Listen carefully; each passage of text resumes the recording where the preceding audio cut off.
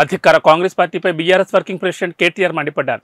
ఎన్నికల్లో గెలవడానికి అడ్డగోలుగా హామీలు ఇచ్చిందని, 100 రోజుల్లో 6 గ్యారంటీలు అమలు చేస్తామన్నారని గుర్తు చేశారు.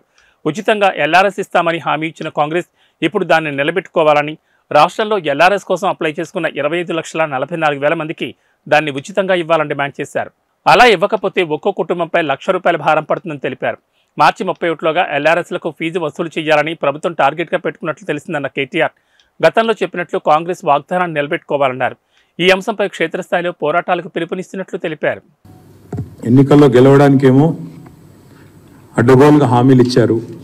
ఎన్నికల్లో గెలవడానికి, అధికారంలోకి రావడానికి నోటికొచ్చిన హామీలు ఇవ్వడం, దాదాపుగా మొత్తం కలిపినట్టయితే 420 హామీలు ఇచ్చి తర్వాత 6 గ్యారంటీలని మరి నమ్మబలికి 100 రోజుల్లో 6 గ్యారంటీలు, మిగతా 414 5 సంవత్సరాల కాలంలో చేస్తామని చెప్పి నమ్మబలికి, ఆనాడు టీఆర్ఎస్ పార్టీ అధికారంలో ఉన్నప్పుడు మరి ఏదైనా కార్యక్రమం తెస్తే దాని మీద నోటికొచ్చినట్టు మాట్లాడి ప్రజల్ని ఆ రోజు గందరగోళం చేసి మళ్ళీ ఈరోజు అవే పథకాలని, అవే కార్యక్రమాలను కొనసాగించే ప్రయత్నం కాంగ్రెస్ పార్టీ చేస్తూ ఉన్నది.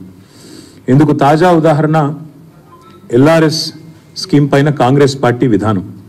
లేఅవుట్ రెగ్యులరైజేషన్ స్కీమ్ ఏదైతే ఉన్నదో దీనికి సంబంధించి వాళ్ళ కాంగ్రెస్ పార్టీ ఏ రకమైన వైఖరి అవలంబిస్తున్నదో ఒక్కసారి మీకు ఎక్స్ప్లెయిన్ చేయాల్సిన బాధ్యత మా మీద ఉన్నది.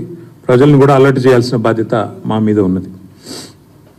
ఆనాడు ఎల్ఆర్ఎస్ బీఆర్ఎస్ ప్రభుత్వం తీసుకొచ్చినప్పుడు 2020 ఆగస్టు 31 నుంచి అక్టోబర్ 31 వరకు దరఖాస్తులు ఆహ్వానించడం జరిగింది. అందులో భాగంగా 25,44,000 దరఖాస్తులు ఆ రోజు ప్రజలు ఇవ్వడం జరిగింది.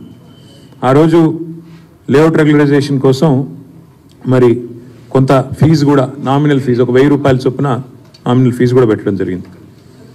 అయితే కోమటిరెడ్డి వెంకటరెడ్డి గారు ఆనాడు ఎంపీ, ఈరోజు మంత్రి, ఆయన స్వయంగా పోయి కోర్టులో కేసు వేశారు. ఇది అన్యాయము అని చెప్పి కేసు వేయడమే కాకుండా ఆయన ఏమన్నారంటే పాత విధానంలోనే రిజిస్ట్రేషన్లు చేయాలి,